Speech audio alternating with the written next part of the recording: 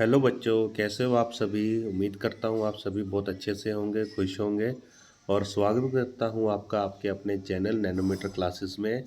जाहिर सी बात है बच्चों, अभी तक आपको समझ आ ही गया होगा, यहाँ पे आपको सारी एजुकेशन से रिलेटेड वीडियोस मिलती हैं। तो अगर आप क्लास 8th में है, 9th में है, 10th में है, 11th में है, 12th में है, तो आप इस चैनल को सब्सक्राइब कीजिए और अपने सब्जेक्ट के हिसाब से जो भी वीडियोज़ इसमें अवेलेबल है पढ़िए और उनसे समझिए। तो चलिए बच्चों, हमने सिंथेटिक फाइबर वाला प्लास्टिक वाला चैप्टर शुरू करा था क्लास 8th का। तो 3.2 से आगे हम आज पढ़ना शुरू करेंगे। तो पेज नंबर पे आ जाइए आप अपने, जहाँ पे टॉपिक 3.2 है, टाइप्स ऑफ सिंथेटिक फाइबर। और उसमें पहले हम पढ़ेंगे रेयन। अब रेयन क्या होता है बेटा, देखो। रेयन का कपड़ा भी होता है कई तरीके का, ठीक है। मिक्स कपड़ा होता है, सिंथेटिक होता है, फैक्ट्रीज में बनाया जाता है। You have read in a class 7th that silk fiber obtained from a silkworm was discovered in China and was kept as a closely guarded secret for a long time. आपने class 7 में पढ़ा होगा कि एक रेशम का कीड़ा होता है, सिल्क वर्म कहते हैं उसे। उसे मलबरी ट्री के ऊपर छोड़ दिया जाता है। मलबरी ट्री कौन सा होता है? मलबरी ट्री होता है शहतूत का पेड़। और शहतूत के पेड़ के ऊपर उसे छोड़ा जाता है, जहाँ पे वो क्या करता है, शहतूत के पत्तों को खाता रहता है। अगर आपने शहतूत नहीं देखा तो आप जाके देख सकते हैं, गली मोहल्लों में नॉर्मली शहतूत के पेड़ मिल जाते हैं, पार्क में भी लगे होते हैं, ठीक है। तो शहतूत के पेड़ों के ऊपर उस कीड़े को छोड़ा जाता है और वो क्या करता है कि उस पत्ते को खाते हैं कीड़े, और वहाँ पे वो छोटे छोटे कूपा टाइप पैदा कर देते हैं, यानी कि वहाँ पे वो रेशम, यानी रेशम होता है ना, सिल्क, उसको वो वहाँ पे बनाना शुरू कर देते हैं। Fabric obtain from A silk fibre was very costly. अब देखो, जो भी ये सिल्क फाइबर होती है ना, ये बहुत ज़्यादा कॉस्टली, यानी बहुत ज़्यादा महंगी होती है। But it is beautiful texture fascinated everybody. तो देखो बेटा, ये जितना महंगा होता है ना, उतना ही ज़्यादा ये ब्यूटीफुल भी होता है। इसका टेक्सचर, इसकी क्वालिटी भी बहुत ज़्यादा अच्छी होती है, जो सबको भाती है। एवरीवन, जितने भी है ना, सिल्क के कपड़े जब आप कभी किसी को पहने हुए देखेंगे ना, तो आपको लगेगा यार कपड़ा बड़ा अच्छा है, ये तो शाइन कर रहा है दूर से ही, ठीक है। Attempts were made to make a silk artificially. अब देखो, अटेम्प्ट्स बनाए जाते हैं, अटेम्प्ट्स मतलब कि स्टेप लिए जाते हैं अलग अलग, कि सिल्क को आर्टिफिशियल तरीके से बनाया जाए। Toward the end of 19th century, scientist were successful in obtaining a fibre having a properties similar to the silk. अब बेटा, 19th सेंचुरी का जो एंड हुआ, उस दौरान साइंटिस्ट सक्सेसफुल अटेम्प्ट्स भी कर चुके थे और उन्होंने एक नए तरीके का फाइबर ढूंढ लिया जिसकी प्रॉपर्टी सिमिलर थी। सिमिलर मतलब एकदम मिलती जुलती थी रियल जो सिल्क है ना उसके साथ। Such fibre was obtained by the chemical treatment of wood pulp. अब बेटा, ये कहाँ से आया था? वुड का जो पल्प होता है ना, यानी लकड़ी का जो गुद्दा होता है, उसके साथ उन्होंने केमिकल को रिएक्ट करवाया। और जब केमिकल को रिएक्ट करवाया तो उन्हें एक नई तरीके का सिल्क जैसा मिलता जुलता फाइबर मिल गया। This fibre was called Ryan और आर्टिफिशियल सिल्क। अब बेटा, इसको आप रायन भी बोल सकते हो, ठीक है। इसे रेयन भी बोलते हैं, ठीक है। और जब आप फ्लो में बोलेंगे तो रायन बोलेंगे, ठीक है। तो रेयन का एक चीज़ आ गया इसमें। रेयन का कपड़ा इंडिया में बहुत कॉमन है। जब भी आप मार्केट में शहनील का कपड़ा लेने जाएं, सिल्क का कपड़ा लेने जाएं, तो उससे पूछ ले भी ये रेयन है या फिर ये सिल्क है। तो वो आपको बताएगा भी ये रेयन है, ये सिल्क नहीं है, सिल्क अलग है। मिक्सचर है ना थोड़ा सा, आर्टिफिशियल है, नेचुरल नहीं है। तो इसको आप आर्टिफिशियल सिल्क भी बोल सकते हैं। Although rayon is obtained from a natural sources wood pulp, yet it is a man made fiber। देखो, चाहे ये नेचुरल रिसोर्सेज से ही बना है, यानी पेड़ की गुद्दे से तो बना है, जो पेड़ के अंदर छाल सी होती है ना, छाल नहीं मतलब गुद्दा जो अंदर का हिस्सा होता है, उसी से तो बना है। लेकिन बनाया कैसे गया है? एक आदमी के द्वारा बनाया गया है, नेचर ने तो नहीं हमें दिया ना। यहाँ नेचर ने थोड़ी ना हमें वो कहा था भी केमिकल को मिक्स करो और उसमें से फिर वो आर्टिफिशियल सिल्क निकलेगी, नहीं। वो हमने खुद करी है, तो वो मैन मेड में आएगी, चाहे वो नेचुरल चीज़ों से ही बनाई गई है। ओके। अब it is cheaper than a silk and can be oven like a silk fibre. अब देखो, ये सस्ती होती है सिल्क से, यानी बहुत ही ज़्यादा, चीपर का मतलब होता है सस्ती, और एकदम ये हूबहू सिल्क की तरह ही दिखती है, ठीक है। It can also be dyed in the wide variety of colours. DYED, dye का मतलब क्या होता है? डाइड का रंगना। जो कहते हैं ना सिर पे क्या लगाया, कलर लगाया है, वो कलर नहीं, एक्चुअली डाई होती है। कहते हैं ना ये कपड़े को डाई करवा लो, ये वो अच्छा दिखेगा, यानी उसे कलर करवा लो। तो आप रेयॉन को कई तरीकों में डाई भी करवा सकते हो, अलग अलग वैरायटी ऑफ कलर में। Rayon is a mixture with cotton to make a bed sheet और mixed with wool to make a carpets. अब रेयॉन एक तरीके का मिक्सचर है, और इसे मिक्सचर नहीं है, ये एक तरीके का फाइबर है मैन मेड। इसे मिक्स्ड किया जाता है, ठीक है। मिक्स्ड अगर इसे कॉटन के साथ करेंगे तो बेड शीट बनेगी। आपने अपने घर की जो बेड शीट है ध्यान दे के देखना, जो बेड पे बिछी हुई अगर वो शाइन कर रही है, आपने रूम की लाइट जलाई, शाइन कर रही है अगर वो अच्छे से, इसका मतलब वो मिक्स है कॉटन और रेयॉन, ठीक है। और आपके घर में अगर वो वूल के साथ मिक्स है तो कारपेट बिछा होगा, मंदिर में कारपेट होता है मोस्टली सबके, ठीक है। और वैसे भी ड्राइंग रूम में वो कारपेट बिछाते हैं लोग। तो अगर उसको हम वूल वूल के साथ मिक्स कर देंगे तो अच्छा खासा कारपेट बन जाएगा। तो फिगर 2.3.2 में देखते हैं, देखिए ये कारपेट दिख रहा है आपको 3.2 में, आर्टिकल मेड ऑफ रायन। तो इधर आप देख लीजिए, ये साड़ी लग रही है, चादर भी लग रही है, हर चीज़ पड़ी हुई है, ठीक है। चलिए आगे हम पढ़ते हैं, ऊपर चलते हैं, देखते हैं ऊपर। अब हम नायलॉन के बारे में पढ़ेंगे। अब आपने अक्सर देखा होगा मम्मी के साथ या पापा के साथ, जब आप मार्केट जाते हो तो आप जाए वहाँ पे जाके क्या पूछते हो? भाई कपड़ा चाहिए तो दुकानदार क्या कहता है? नायलॉन में दिखा दें, ये वही वाला नायलॉन है, ठीक है। चलिए इसके बारे में पढ़ते हैं कि नायलॉन होता क्या है बेसिकली। तो nylon is another name of a man made fibre in 1931। तो बेटा देखो, नायलॉन भी एक अदर मैन मेड फाइबर है जो कि 1931 में बनाया गया। It was made without using any natural raw material from plant और एनिमल। अब भैया ये बनाया कैसे गया? इसमें किसी भी तरीके का कोई भी नेचुरल रॉ मटेरियल यूज़ नहीं हुआ। रॉ मटेरियल क्या होता है? कच्चा माल, ठीक है। जैसे पहले इन्होंने क्या यूज़ करा था, जब रेयॉन का कपड़ा बनाया था इन्होंने, तो रेयॉन बनाने के लिए इन्होंने वुड पल्प का यूज़ किया था। तो इसमें इन्होंने ऐसा कुछ यूज़ ही नहीं किया, ठीक है, ना प्लांट से ना एनिमल से। अब आप कहेंगे ये क्या कर दिया जब प्लांट और एनिमल नहीं आए? It was prepared from coal, water and air.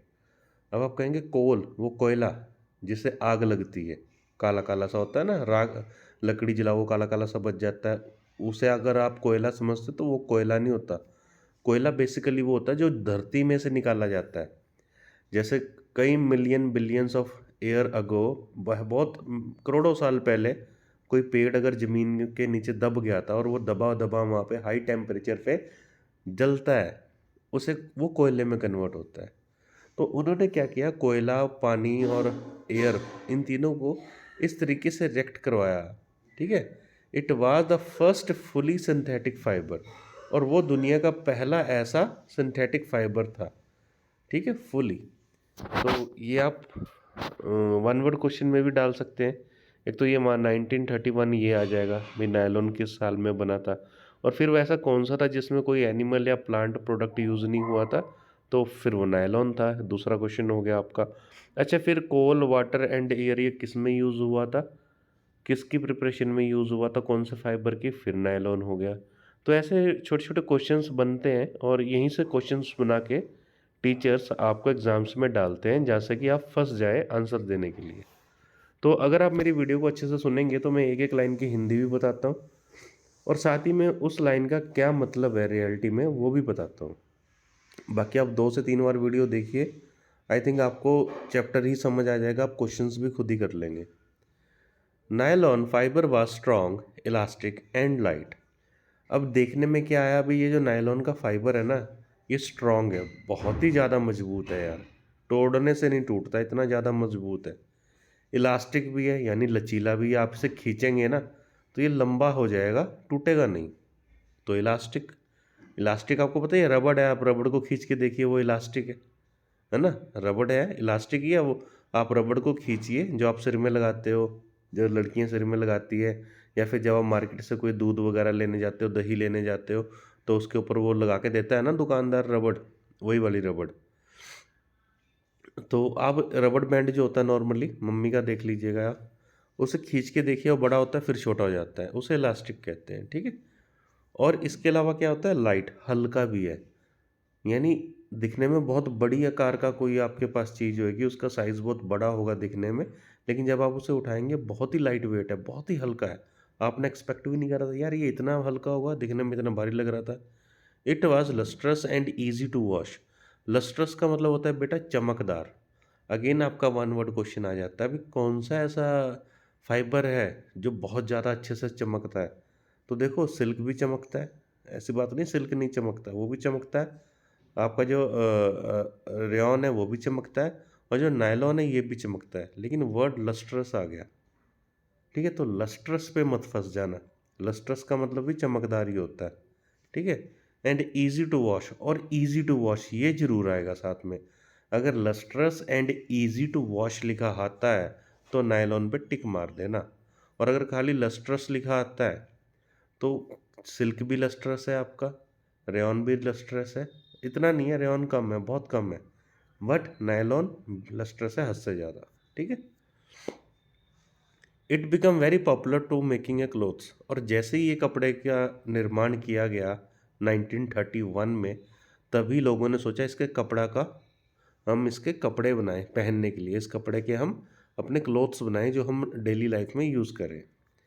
We use many article made of nylon such as socks, जो आप जुराब पहनते हो ना स्कूल जाने के लिए, देखो आपने सॉक्स अभी भी पहनी है किसी ने तो देखो, खींच के देखो वो ऐसे इलास्टिक सी होएगी, वो बड़ी भी हो जाती है, फिर आप छोड़ते हो तो आपके पैर को एकदम पैक कर लेती है। तो वो किसकी बनी है, नायलॉन की बनी हुई है।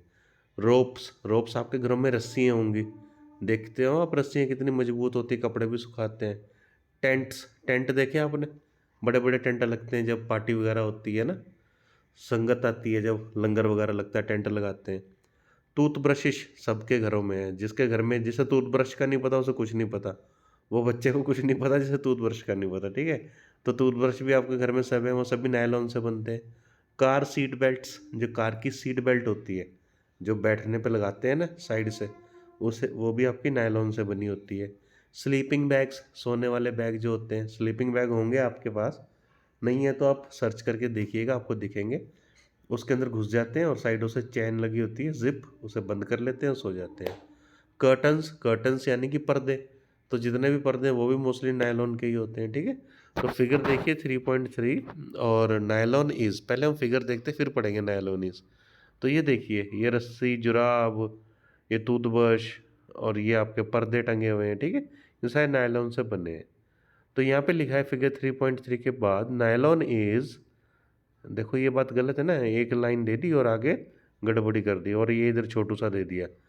Is nylon fibre really so strong that we can make nylon parachute and ropes for rock climbing. अब वो पूछ रहा है, ये छोटू सा सोच रहा है, भाई अगर नायलॉन का कपड़ा या नायलॉन का फाइबर इतना ही मजबूत है तो क्या हम उसे पैराशूट बनाएं जिसे लेके हम आसमान से कूदे और वो फटे ना, या फिर हम रस्सी बनाएं जिसे पकड़ के हम बड़े बड़े पहाड़ों पे चढ़ जाएं और वो टूटे ना। तो चलिए इसके सवाल का भी जवाब इसी में पढ़ेंगे। देखो, use of nylon fibre, parachute और रस्सी पकड़ के पहाड़ पे चढ़ता हुआ लड़का आपको नज़र आ चुका है, ठीक है। तो अभी हम ऊपर जाके दोबारा देखते हैं कि ऊपर क्या लिखा हुआ। तो ऊपर आई थिंक बेटा वही लिखा हुआ था नायलॉन इज करके, लेकिन कंफर्म कर लेते हैं क्या लिखा हुआ है। हाँ देखो सही कह रहा था मैं, यहाँ पे यही लिखा हुआ है नायलॉन इज। चलिए अब चलते हैं नीचे। Also use for making a parachutes and rope for rock climbing.